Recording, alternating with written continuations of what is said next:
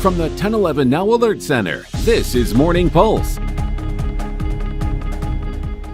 Good morning. This is Craig Allison with your Morning Pulse for Monday, May 11th. Before we get into our top 6 stories for you this morning, we just want to remind you the Nebraska primary is tomorrow for voting in person. So just to have that on your radar and be on the lookout, we just wanted to again tease our election guide page that we have for you on 1011now.com. So we're just going to bring that up right now. But just a look over on that, if you head over to the page, hit the news tab, that'll take you over there. Find the election tab right there under news, scroll down a bit, then you'll eventually come up and see there it is, Nebraska Primary Election Guide.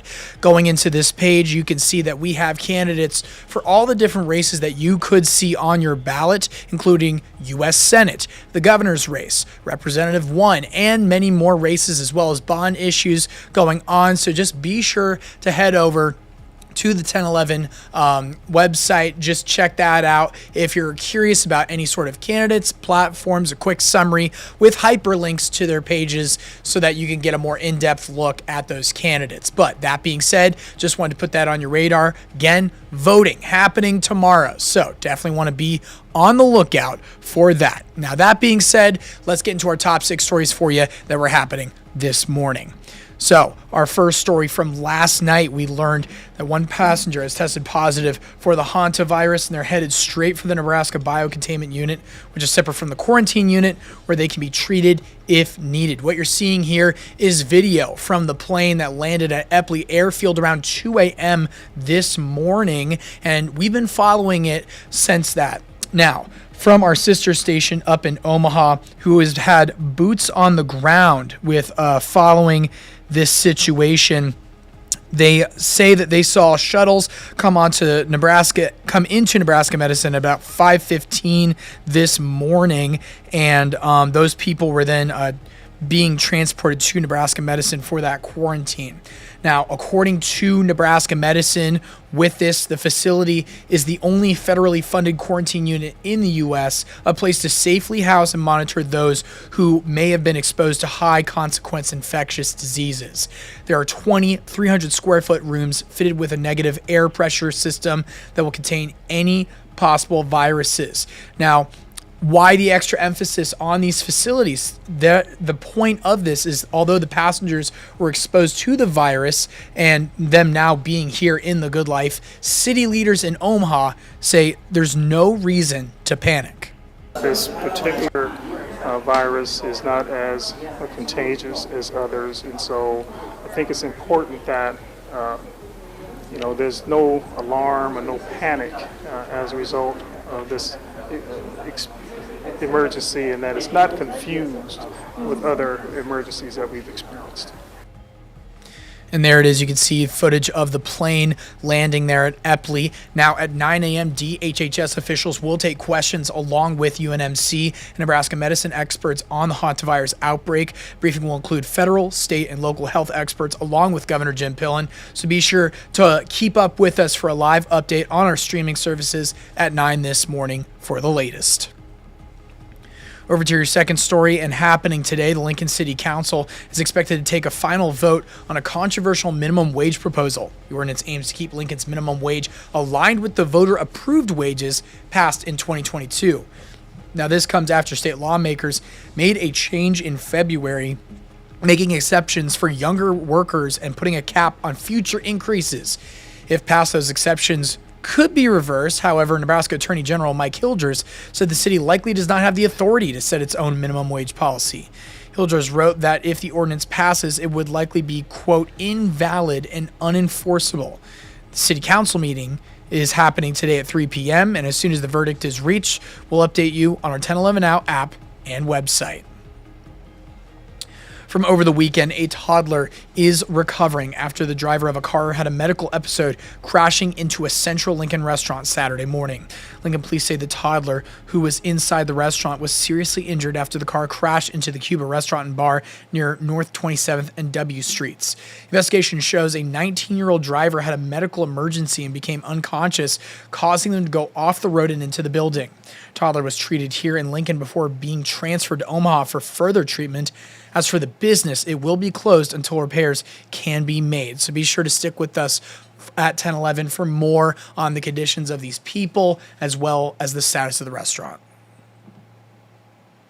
On to some lighter news for you with spring weather this past weekend. It was a perfect opportunity for digging and planting at Sunken Gardens, preparing for a whole season of guests. Over 80 green thumbs gathered Saturday morning to help plant about 15,000 plants. This year's theme is the Patchwork Garden, inspired by the International Quilt Museum's American Quilts in celebration of America's 250th birthday. The design includes brightly colored flowers and geometric patterns. Mike Fallon, the person behind the design, said he was able to start drafting this year's garden after seeing photos from the museum. Very high quality photos of all these different quilts, all American quilts. And basically we just kind of took pieces from each of those, different blocks and stuff like that from those quilts, and then kind of fit them into our garden. Fallon, as you can see there, even had some quilting done on his overalls in celebration of this year's theme. Before we head out with our final story, we're heading over to Husker sports news. The Huskers are NCAA tournament bound with Nebraska softball, the 4th overall seed. They learned their seed yesterday afternoon, celebrating in front of hundreds of fans, and this was the scene at Bowling Stadium Sunday afternoon. Nebraska will host South Dakota, Grand Canyon, and Louisville in the Lincoln Regional, and the Huskers are looking for their first ever national championship. It's their first time in the Women's College World Series since 2013. This comes after the Big Red won the Big Ten championship against UCLA on Saturday. Now wrapping things up with your final story, the Lincoln Area Railway Historical Society has been home for local model train enthusiasts since the 1970s, and for nearly 4 decades their annual train show has been chugging right along here in the capital city. Over the course of the weekend, more than 200 vendors packed into the Currency Pavilion, putting hundreds of model trains on display. The show brings in enthusiasts from around the country annually by providing perfect setting to discuss, celebrate, and grow the hobby. Now, while tickets to the show were $10, people were encouraged to bring a can of food to earn $1 off the price of admission.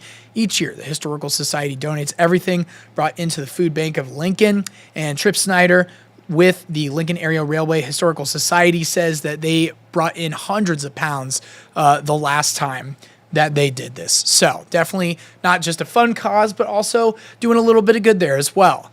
That's going to do it, though, for your Morning Pulse for this Monday morning. We'll wrap things up with a look at what appears to be a summertime 7-day, but Brandon Rector has more on that.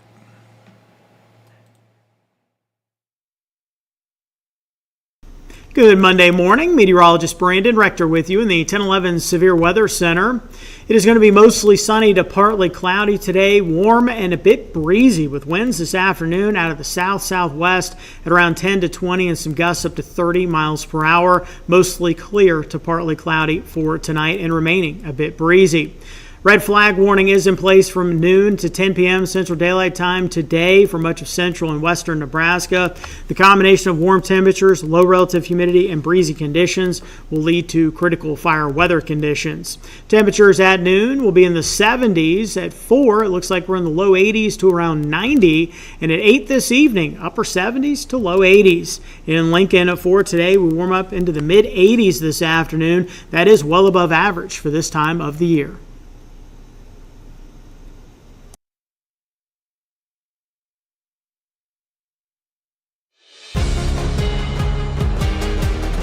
From the 1011 Now Alert Center, this is Morning Pulse.